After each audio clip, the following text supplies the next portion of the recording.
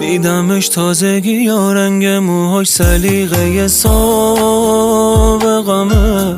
یعنی هنوز عاشقمه، هنوز عاشقمه. فکرشم نمیذاره خوابم بره، یعنی اونم فکر منه. میخواد بهم زنگ بزنه، غرورشو چنگ بزنه. هنو رفتن تو باور نکردم، بهم حق بده، هنو عادت نکردم.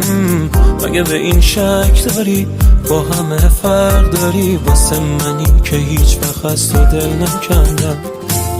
هنو رفتن